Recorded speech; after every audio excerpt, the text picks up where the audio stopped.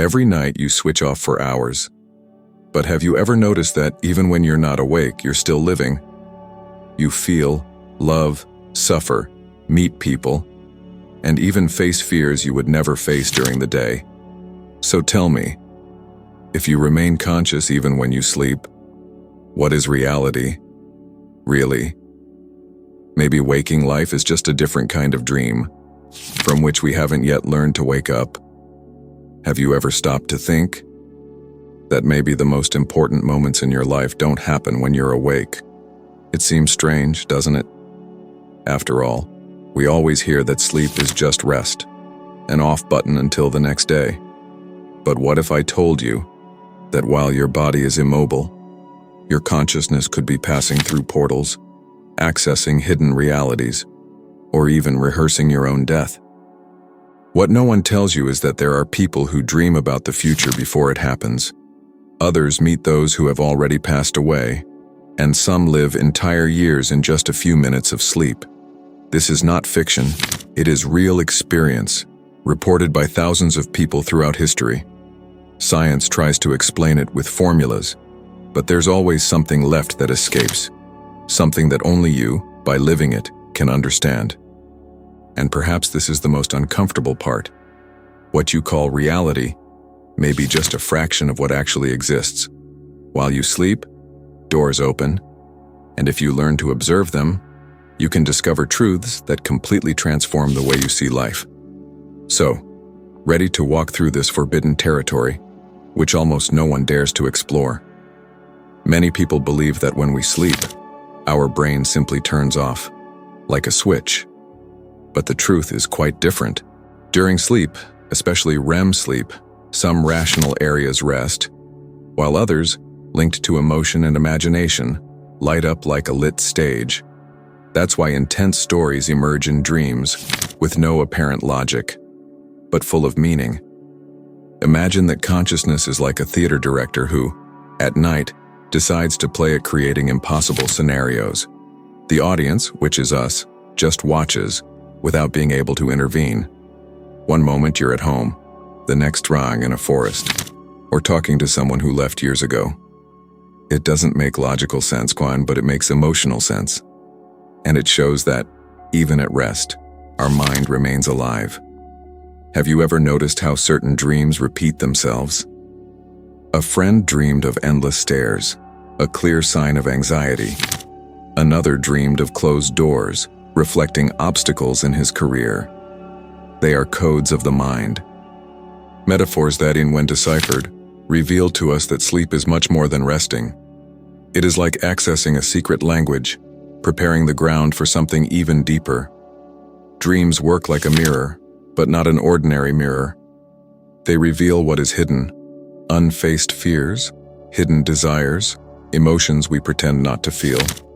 A person who constantly dreams that they are late, for example, may be reflecting their anxiety about not living up to their own expectations. I remember someone who repeatedly dreamed of giant waves about to swallow him. For science, random stimuli. But for those who live it, the message is clear. There is something in real life that seems out of control. Dreams are silent teachers. They translate into images what we don't yet know how to translate into words. And if you pay attention, you can turn these messages into practical learning.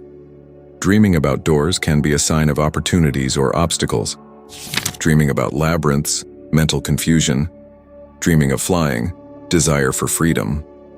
Writing down these symbols when you wake up is like having a conversation with your unconscious. And each night stops being just rest and becomes an intimate conversation with what is most true within you. Time in dreams is one of the greatest proofs that consciousness is not limited to the physical, who has never woken up with the feeling of having lived entire days in just a few minutes of sleep. It is as if the mind bends, stretches, compresses temporal experience according to emotion. I've heard of someone who dreamed of growing old, raising children, living the end of an entire life, all in moments. When I woke up, I didn't know where the dream ended and wakefulness began. And this strange but common sensation has made many people say, it seemed so real. Perhaps because in dreams, We are outside the ruler that measures minutes and hours. If time can be manipulated in the dream dimension, why couldn't it also be done in waking reality? This question has been echoing among physicists and philosophers for centuries. Please note, when a dream seems to last a long time, it is usually charged with emotion. And if our emotions shape time in dreams, do they also shape time in waking life? In the center of the brain, a small, discrete gland, the pineal. It is here that an intriguing substance is born, DMT. When activated, it opens doors to altered states of perception. Reports speak of encounters with beings, cosmic landscapes, connections with something greater. And the most impressive thing, the body produces it every night during REM sleep. Imagine, while the body rests, this chemical spark turns the key to an invisible door. Each dream is a personal portal, revealing internal and external dimensions at the same time. Science investigates, but ancient traditions have already intuited. The pineal gland is the third eye. Now think with me. If this substance is released every night, aren't dreams just random stories? Many awaken from dreams with insights, answers, even creative inspiration. It is as if, for a few hours, consciousness were freed from the bonds of logic and drank from a greater source of information. Throughout history, reports show that dreams can anticipate the future. Abraham Lincoln dreamed of his funeral, days before he was assassinated. And it's not just with great figures. How many have dreamed about an accident or a conversation that later happened exactly? A friend dreamed that her grandmother fell down the stairs. The next day she received a call confirming the fact. Another dreamed of a work trip, and weeks later was invited to exactly the same situation. Are they coincidences? Or could it be that, during sleep, the mind touches dimensions where the future already exists? Science explains it as pattern analysis, subconscious calculations. But some cases are so specific that they defy this logic. It's like watching the trailer for a movie that hasn't been released yet, except the movie is your life. If this is true, each night can also be a window into what is to come. Imagine waking up, conscious, but unable to move a muscle. Breathing is heavy.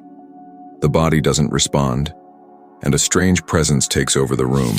Shadows, voices, figures standing beside the bed. Anyone who has been through this knows it's impossible not to feel afraid. Science explains how the transition from REM to wakefulness fails. But why do thousands report such similar experiences in such different cultures? How can we explain the feeling of interaction, of something, or someone, present there? Some traditions say it is not a defect, but a portal between worlds. I've heard stories of people who, overcoming their fear, used paralysis as a springboard to leave their bodies. And this raises another reflection. If during sleep we can cross the boundaries of reality, what else could be hidden in the cracks of the mind? Imagine being in a dream and realizing, I am dreaming. This is lucid dreaming, when consciousness awakens within the unconscious. Suddenly, you can choose what to do, fly, change scenery, talk to whoever you want. It's like being given the remote control of reality. A story. Upon realizing he was dreaming, someone decided to fly over the entire city. Another sought to visit a loved one who had already passed away and woke up feeling emotional. These experiences show that lucid dreaming is not just fun, it is a tool for self-discovery. If within the dream you create and control everything, what does this reveal about the power you already carry? Spiritual traditions see lucid dreaming as training for something greater, awakening in waking life as well. If we can wake up in dreams, can we also wake up in existence? Maybe that's what lucid dreams teach us, that the line between illusion and truth is much thinner than we think. Dying in a dream is scary, but reports show those who dream about their own death don't wake up dead. They wake up different, and almost always in peace. It's like walking through a dark door and finding a garden on the other side. A man dreamed that he was run over. But soon after, he was walking in a peaceful place. A woman dreamed of her funeral and found herself in a bright space, surrounded by unknown people.